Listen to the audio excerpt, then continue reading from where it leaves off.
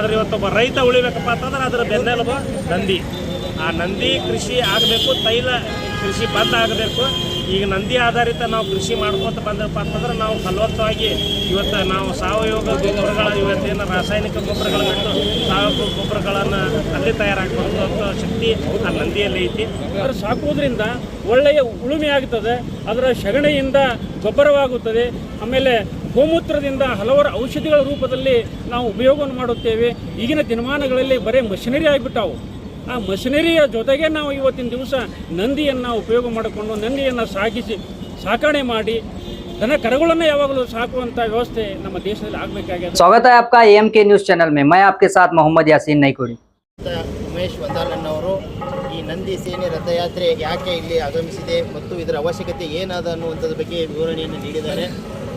ಅವರ ಒಂದು ನೇತೃತ್ವದಲ್ಲಿನೇ ನಾವು ವಿಜಯಪುರದ ಧ್ಯಾನ ಯೋಗಾಶ್ರಮದಿಂದ ಸಿದ್ದೇಶ್ವರಪ್ಪರ ಜನ್ಮಸ್ಥಳವಾದಂಥ ಬಿಜ್ಜರ್ಗಿ ಗ್ರಾಮದ ಎಲ್ಲಿ ಜನ್ಮ ತಾಳಿದ್ರು ಆ ಮನೆಯವರೆಗೆ ಸುಮಾರು ಒಂದು 40 ಕಿಲೋಮೀಟರ್ ಪಾದಯಾತ್ರೆಯನ್ನು ನಾವು ಮಾಡಿದ್ದೀವಿ.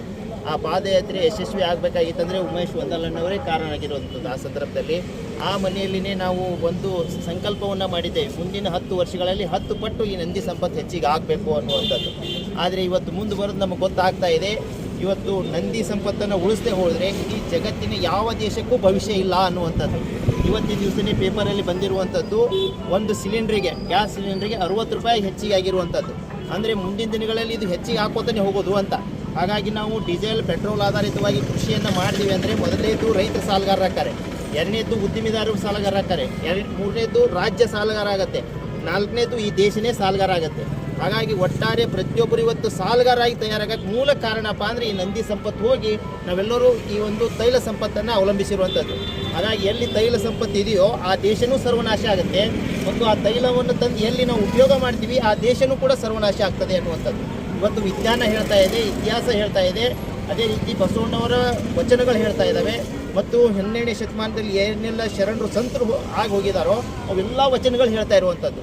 ಹಾಗಿದ್ದರೆ ಈ ಸಂದರ್ಭದಲ್ಲಿ ಇದು ಯಾರಿಗಾಗಿ ನಾವು ಮಾಡ್ತಾ ಇದ್ದೀವಿ ಅಂತಂದರೆ ಪ್ರತಿಯೊಬ್ಬ ಪ್ರಜೆಗಾಗಿಯೂ ಮಾಡ್ತಾ ಇರುವಂಥದ್ದು. ಅಂದರೆ ಪ್ರತಿಯೊಬ್ಬರೂ ಇದು ಅರಿತು ಹೆಜ್ಜೆ ಇಡಬೇಕಾಗಿದೆ ಅಂತೇಳಿ ಇವತ್ತು ಮುಖ್ಯವಾಗಿ ಅದರಲ್ಲಿನೂ ಪ್ರಮುಖವಾಗಿ ನಾವು ಇದನ್ನು ಸಂದೇಶ ಯಾರಿಗೆ ನೀಡ್ತಾ ಇದ್ದೀವಿ ಅಂತಂದ್ರೆ ಇದು ಹೋರಾಟ ಅಲ್ಲ. ಖಂಡಿತವಾಗಿ ಹೋರಾಟ ಅಂದರೆ ಯಾರೋ ಒಬ್ಬ ವಿರೋಧಿ ಬೇಕಾಗ್ತದೆ. ಇದಕ್ಕೆ ಯಾರು ವಿರೋಧ ಹೇಳ್ರಿ, ಎಲ್ಲರೂ ಹೌದಾ, ಎಲ್ಲರಿಗೂ ಬಸವಣ್ಣ ಬೇಕಾಗ್ಯದ, ಅದ್ರ ಅರಿವಿಲ್ಲ. ಹಾಗಾಗಿ ಅರಿವು ಮೂಡಿಸ್ತಾ ಇರುವಂಥದ್ದು. ಹಾಗಾಗಿ ಇವತ್ತು ಯಾರೇ ಜನನಾಯಕರಾಗಿರ್ಬೋದು, ಜನಪ್ರತಿಗಳು ಯಾವುದೇ ಪಕ್ಷದವರಾಗಿರ್ಬೋದು, ಅವ್ರ ಭವಿಷ್ಯ ಈ 4 ಕಾಲಿನ ಬಸವಣ್ಣನ ಮೇಲೆ ನಿಂತದ, ಈ ನಂದಿ ಮೇಲೆ ನಿಂತದ ಅನ್ನುವಂಥದ್ದು. ನಾವು ಉಳಿಸ್ತೀವಿ ಬೆಳೆಸ್ತೀವಿ ಅಂತೇಳಿ ಯಾರಾದರೂ ಮುಂದೆ ಬಂದರೆ ಮಾತ್ರ ಅವ್ರಿಗೆ ಒಳ್ಳೆಯ ಭವಿಷ್ಯ ಅದ, ಮತ್ತು ಅಂಥವ್ರಿಗೆ ಮತ ನೀಡಿದವ್ರಿಗೆ ಮಾತ್ರ ಭವಿಷ್ಯ ಅದ ಅನ್ನುವಂಥದ್ದು. ಹಾಗಾಗಿ ಇದು ಶ್ರೀಶೈಲ ಮಲ್ಲಯ್ಯನ ಸನ್ನಿಧಾನದಲ್ಲೇ ಇದ್ರ ಬಗ್ಗೆ ಏನಾಗಬೇಕು, ಸೂಕ್ತವಾದಂಥ ಚರ್ಚೆಗಳಾಗಬೇಕು, ಇದ್ರ ಬಗ್ಗೆ ಸೂಕ್ತವಾದಂಥ ನಿರ್ಧಾರಗಳಾಗಬೇಕು ಅನ್ನುವಂಥ ನಿಟ್ಟಿನಲ್ಲಿ ಈ ಒಂದು ನಂದಿ ಸೇನೆ ರಥಯಾತ್ರೆ ಇದು ಯಡಿಯೂರಿನಿಂದ ಚಾಲನೆಗೊಂಡಿರೋದು. ಈ ಭಾರತ ದೇಶದ ಉಪರಾಷ್ಟ್ರಪತಿಗಳು ಇದನ್ನು ಚಾಲನೆ ನೀಡಿದ್ದಾರೆ, ಮತ್ತು ಇದರ ದಿವ್ಯ ಸಾನ್ನಿಧ್ಯವನ್ನು ಪೂಜ್ಯ ಶ್ರೀಶೈಲ ಜಗದ್ಗುರುಗಳು ವಹಿಸಿಕೊಂಡಿರುವಂಥದ್ದು. ಮುಂದೆ ಅಲ್ಲಿನೂ ಕೂಡ ಶ್ರೀಶೈಲ ಜಗದ್ಗುರುಗಳೇ ಇದರ ಸ್ವಾಗತವನ್ನು ಮಾಡ್ಕೊಂಡಿದ್ದಾರೆ, ಮತ್ತು ಈ ಒಂದು ರಾಜ್ಯದ ಪ್ರಮುಖ ನಾಯಕರು ಕೂಡ ಅಲ್ಲಿ ಆಗಮಿಸೋರಿದ್ದಾರೆ. ಹಾಗಾಗಿ ಅಲ್ಲಿಂದ ಇದು ಏನಾಗುತ್ತೆ ಅಂತಂದರೆ ರಾಷ್ಟ್ರ ಮಟ್ಟದಲ್ಲಿ ಈ ವಿಚಾರ ಇನ್ನೂ ತೀವ್ರಗತಿಯಲ್ಲಿ ಏನಾಗಬೇಕು, ಹರಡಬೇಕು, ಮತ್ತು ಇದ್ರ ಬಗ್ಗೆ ಜನಜಾಗೃತಿ ಮೂಡಿಸಬೇಕು ಅಂತ ಒಂದು ಯೋಜನೆ ರೂಪಿಸೋದಿದೆ. ಹಾಗಾಗಿ ನಾ ಈ ಮೂಲಕ ಒಂದು ಜನತೆಗೆ ಕೋರಿಕೊಳ್ಳೋದೇನು ಅಂದರೆ 15ನೇ ತಾರೀಕಿಗೆ ಆ ಶ್ರೀಶೈಲ ಮಲ್ಲಯ್ಯನ ಒಂದು ಸನ್ನಿಧಾನಕ್ಕೆ ತಾವೆಲ್ಲರೂ ಕೂಡ ಆಗಮಿಸಿ ಇದರಲ್ಲಿ ಭಾಗವಹಿಸಿ ಅಂತೇಳಿ ಈ ಸಂದರ್ಭದಲ್ಲಿ ನಾನು ಪ್ರತಿಯೊಬ್ಬರಿಗೂ ಕೂಡ ಕೋರಿಕೊಳ್ತಾ ಇದ್ದೀನಿ. ಧನ್ಯವಾದಗಳು. ಈ ಒಂದು ನಂದಿ ಸೇನೆ ರಥಯಾತ್ರೆ ಈಗ ಯಡಿಯೂರದಿಂದ ಮುಂದೆ ಕಾಗವಾಡಕ್ಕೆ ಬಂತು, ಕಾಗವಾಡದಿಂದ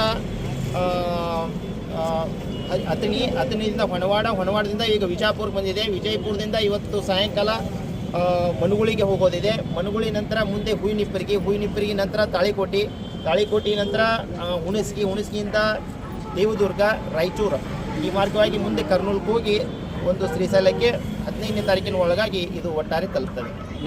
ದಾರಿಯಲ್ಲಿ ಹೋಗುವ ಮಧ್ಯೆ ಸುಮಾರು ಸಾವಿರಾರು ಎತ್ತಿನ ಬಂಡಿಗಳು ಇದರಲ್ಲಿ ಪಾಲ್ಗೊಂಡಿದ್ದಾವೆ. ಎಲ್ಲೆಲ್ಲಿ ನಾವು ಗ್ರಾಮ ಮಟ್ಟಕ್ಕೆ ಹೋಗ್ತೀವೋ ಅಲ್ಲಿ ಈಗಾಗಲೇ ನಮಗೆ 100 ಎತ್ತಿನ ಬಂಡಿಗಳು ಇದ್ರ ಜೊತೆಯಲ್ಲಿ ಮೆರವಣಿಗೆ ಬಂದು ಅವು ಇದನ್ನು ಸ್ವಾಗತ ಮಾಡಿ ಬೀಳ್ಕೊಡ್ತಾ ಇದ್ದಾರೆ. ಅದು ಭಾಳ ವಿಶೇಷವಾಗಿರುವಂಥದ್ದು. ಹಾಗಾಗಿ ಈಗ ರಾಜ್ಯದಲ್ಲಿರುವಂಥ ಒಟ್ಟಾರೆ 20 ಲಕ್ಷ ಜೋಡೆತ್ತಿನ ಕೃಷಿಕರು ನಾವು ನಂದಿ ಸೈನಿಕರು ಅಂತೇಳಿ ಅವ್ರು ಏನಾಗಬೇಕಾಗಿದೆ, ಮುಂದೆ ಬರಬೇಕಾಗಿದೆ ಏನಂತದ್ದು ನಮ್ಮ ಹಕ್ಕು ಅನ್ನುವಂಥದ್ದು. ಈ ದೇಶವನ್ನು ಕಟ್ಟಿದವ್ರು ನಾವಿದ್ದೇವೆ, ಮುಂದೂ ಕೂಡ ಉಳಿಸೋರು ನಾವು ಇದ್ದೀವಿ ಅನ್ನುವಂಥ ಒಂದು ಏನಾಗಬೇಕಂತಂದರೆ ಅವರ ಒಂದು ಹಕ್ಕನ್ನು ಅವ್ರು ಏನು ಮಾಡಬೇಕಾಗಿದೆ, ವ್ಯಕ್ತಪಡಿಸಬೇಕಾಗಿದೆ.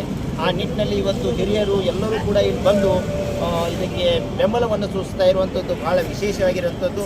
ಹಾಗಾಗಿ ಈ ಕಾರ್ಯಕ್ರಮವನ್ನು ಆಯೋಜನೆ ಮಾಡಿದಂಥ ಉಮೇಶ್ ವಂದಾಲನ್ನವರಿಗೆ, ಅದೇ ರೀತಿ ನಮ್ಮ ನಾಡಗೌಡ ಸರ್ ಅವರಿಗೆ, ಅದೇ ರೀತಿ ಎಲ್ಲ ಹಿರಿಯರಿಗೂ ಕೂಡ ನಾನು ಅನಂತ ಕೋಟಿ ನಮನಗಳನ್ನು ಈ ಸಂದರ್ಭದಲ್ಲಿ ಅರ್ಪಿಸ್ತೇನೆ. ಹೆಸರು ನನ್ನ ಹೆಸರು ಬಸವರಾಜ್ ಬಿರಾದರ್ ಅಂತ, ಈ ನಂದಿ ಕೂಗು ಅಭಿಯಾನದ ಸ್ವಯಂ ಸೇವಕ. ಹೇಳಿ ಸರ್.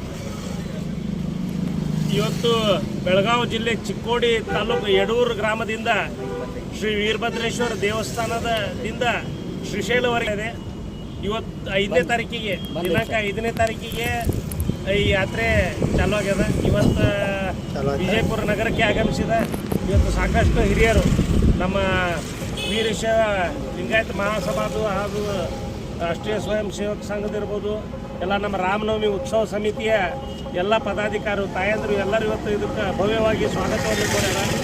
ಯಾಕೆ ಈ ಯಾತ್ರೆ ಮಾಡಕತ್ತಾರಪ್ಪ ಅಂತಂದ್ರೆ ಇವತ್ತು ಏನಾಗ್ಬಿಟ್ಟದ, ಜೋಡಿ ಎತ್ತಿನ ಕೃಷಿ ಹೊರಟೋಗ್ಬಿಟ್ಟದ. ಅದಕ್ಕೆ ಮಣ್ಣು ಫಲವತ್ತಾಗಲ್ಲಾಗ್ಯದ. ಆ ಮಣ್ಣು ಫಲವತ್ತಾಗಬೇಕಪ್ಪ ಅಂತಂದ್ರೆ ಮತ್ತೆ ಜೋಡಿ ಎತ್ತಿನ ಕೃಷಿ ಶುರು ಆಗಬೇಕಾಗ್ಯದ. ಆ ನಿಟ್ಟಿನಲ್ಲಿ ಇವತ್ತು ಇವತ್ತು ನೋಡ್ರಿ ಎತ್ತುಗಳು ಬಂದವು, ಎಲ್ಲಿ ನಾವು ಎತ್ತುಗಳು ಸುತ್ತ ನೋಡಕ್ಕೆ ಸಿಗೋಲ್ಲ. ಈಗ ಪರಿಸ್ಥಿತಿ ಏನಾಗ್ಬಿಟ್ಟದಪ್ಪ ಅಂತಂದ್ರೆ ಎಲ್ಲರೂ ತಮ್ಮ ಆಕಳುಗಳು ಇರ್ಬೋದು, ಎತ್ತು ಇರ್ಬೋದು, ಕಸಾಯಿಖಾನೆಗೆ ತಾಳ್ತಾ ಇದ್ದಾರೆ. ಅವೆಲ್ಲ ಬಂದ್ ಮಾಡಿ ಇವತ್ತು ನಾವು ನಮ್ಮ ಭೂಮಿಯಲ್ಲಿ ಇವತ್ತೇನಾದರೂ ನಾವು ಪ್ರತಿಯೊಂದು ಭೂಮಿಯಲ್ಲಿ ಒಂದು 2 ಎತ್ತು ಸಾಕಿದೀವಪ್ಪ ಅಂತಂದ್ರೆ ಅದ್ರ ಮೂಲಕ ನಾವು ಕೃಷಿ ಮಾಡಿದೀವಿ ಅಂತಂದ್ರೆ ಇವತ್ತು ಮಣ್ಣು ಫಲವತ್ತಾಗ್ತದೆ. ಇವತ್ತು ಸಾವಯವ ಕೃಷಿಗೆ ಲಾಭ ಆಗ್ತದೆ. ಅದಕ್ಕೆ ಇವು ಎಲ್ಲ ಹೊಳ್ಳಿ ಮರುಕಳಿಸ್ಬೇಕಾಗಿದ್ದು ಸಿದ್ದೇಶ್ವರ ಅಪ್ಪಗಳು ಹೇಳಿದ್ದು, ನಾವು ಹೇಳಿದಲ್ಲ. ಸಿದ್ದೇಶ್ವರ ಅಪ್ಪಗಳು ಚಾಲನೆ ಮಾಡಿರ್ತಕ್ಕಂಥದ್ದು ಈ ಒಂದು ನಂದಿ ಕೃಷಿ, ಈ ನಂದಿ ಹೋರಾಟ ಏನು ನಮ್ಮ ಬಸವರಾಜ್ ಬಿರಾದರ್ ಸರ್ ಅವರು ಪಾಪ ಅವರು ಈ ಒಂದು ಮಣ್ಣು ಫಲವತ್ತಾಗಬೇಕಾದ್ರೆ ಏನಾಗಬೇಕಾದ್ರೆ ಈ ಆಕಳ ಸಗಣಿ ಇವತ್ತು ನೋಡ್ರಿ ಟ್ರ್ಯಾಕ್ಟರ್ದಿಂದ ಎಷ್ಟೋ ಜನ ಕೃಷಿ ಮಾಡ್ತಾರೆ. ಅವು ಟ್ರ್ಯಾಕ್ಟರ್ದಿಂದ ಮಾಡೋದ್ರಿಂದ ಅವು ಕೆಬ್ಬಣದಿಂದ ಮಾಡಿದ್ರಪ್ಪ ಅಂತಂದ್ರೆ ಅಲ್ಲಿ ಮಣ್ಣು ಫಲವತ್ತಾಗೋದಿಲ್ಲ. ಏನು ಆಕಳ ಸಗಣಿ ಈ ಭೂಮಿ ಒಳಗೆ ಬೀಳ್ತದೆ ಅದು ಬಂಗಾರ ಆಗ್ತದೆ. ಅವತ್ತು ನಾವು ಬೆಳೆಯೋಕ್ಕೆ ಸಾಧ್ಯ ಆಗ್ತದೆ. ಅದಕ್ಕೆ ನಾನು ಹೆಚ್ಚಿಗೆ ಮಾತನಾಡಿದೆ. ಇವತ್ತೇನು ಈ ರಥಯಾತ್ರೆಯನ್ನು ಇವತ್ತು ಈ ಶ್ರೀಶೈಲವರಿಗೆ ಹೊರಟದ, ಅದು ಎಲ್ಲೆಲ್ಲಿ ಹೋಗ್ತದೆ, ಏನು ಮಾಡ್ತದೆ, ಅದರ ಮೂಲ ಉದ್ದೇಶ ಏನನ್ನೋದು ನಮ್ಮ ಬಸವರಾಜ ಬಿರಾದರ್ ಸರ್ ಅವರು ತಮ್ಗೆ ಅದ್ರ ಬಗ್ಗೆ 2 ಮಾತನಾಡೋದ ಹೇಳಬೇಕಂತ ಅಂದು ಕೇಳ್ಕೊತೀನಿ.